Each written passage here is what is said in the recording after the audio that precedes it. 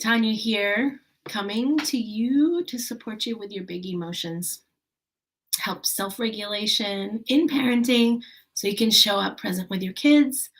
If you are not on the YouTube channel, right there, search Tanya Milano Parent Coach. Make sure to subscribe to the channel so you don't miss any of the videos.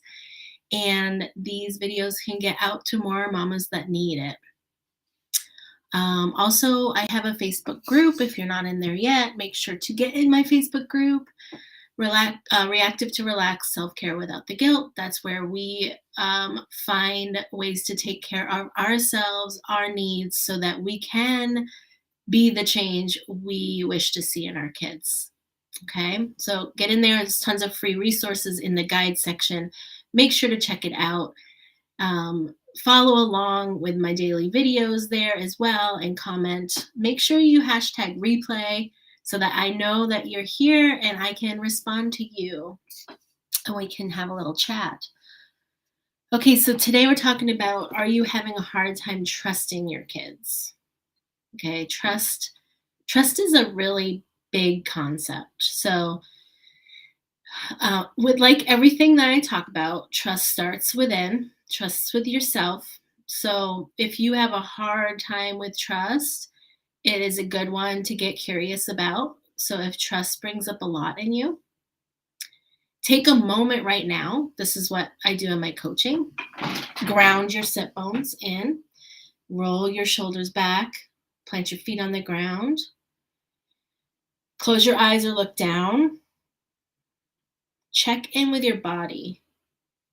And this is what we do when we work with triggers in my coaching.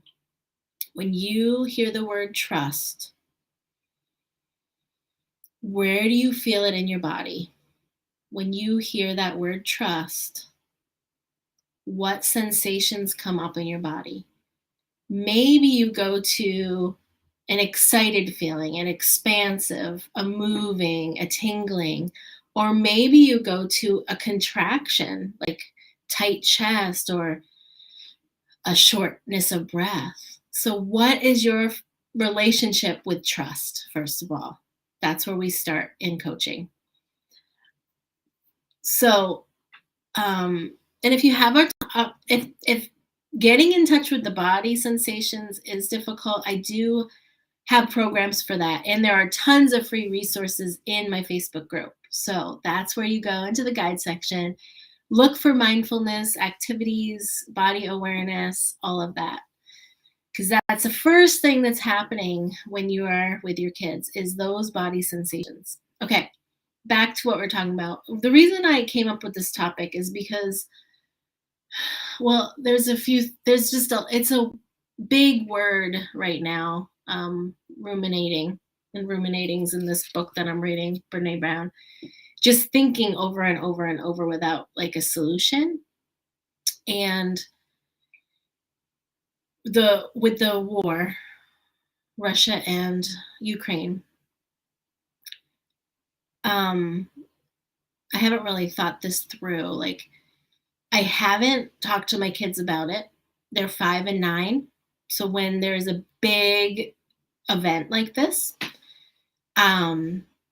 it's not always a time to talk about it with certain ages, right? You have to figure out what developmental stage they're at. Now, I haven't mentioned it to them. They may find out at school. And I trust that we will work through their own meaning making of it. So I trust that they will take in the information, whatever comes at them, whatever opinions or whatever stories other kids or teachers mention, they'll take in that information. They are making their own meaning. So then we have a conversation at home about it, right? And there's a different meaning going on. I trust that my kids are going to develop their own meaning-making skills of that information. Now, it is not my job as a parent to open up their mind and pour my ideas in. I can share how I feel about war. I can share how I feel about Russia, how I feel about, my compassion for people being attacked right now. I can share mine without giving them my opinion, like my meaning of it. They're going to start to form their own. So that wasn't exactly where I was going to go with this talk, but it's a huge concept, trust, that we trust that our kids are going to develop the way that they develop. And because we have our idea of what a good citizen looks like, an upstanding adult looks like, we have that idea as a parent. We often put that idea onto our children. So let me give you an example.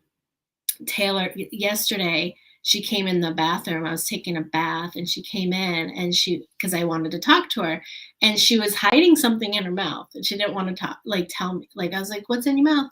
Nothing.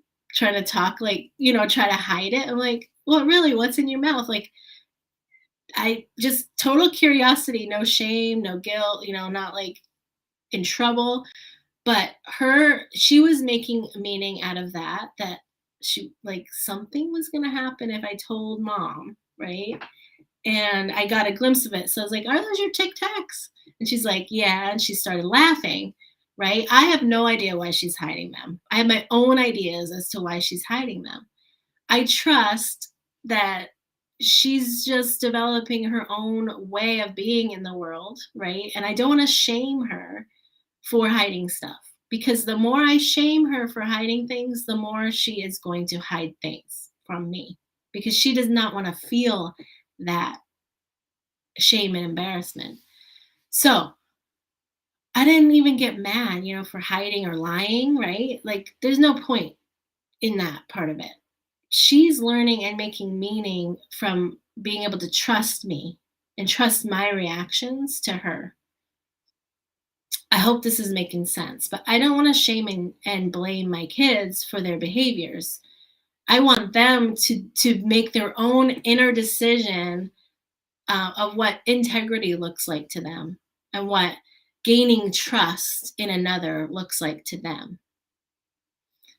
She's also going through a relationship with friends at school right now where there's at age 9, you're starting to understand that there are other perspectives in friendship. So, you know, one girl's feelings, she's kind of upset, so she's not wanting to be with the other girls, and Taylor's trying to fix it and trying to talk about it. And I said, well, she doesn't want to talk right now. That's her choice. You trust that she's making the choice for herself, and you trust that you can make the decisions that are going to help you through it. But you can't make the other person listen to you, right? Or see your side. So it's a lot of work, a lot of challenge, and it takes a lot of practice to go through this as parents.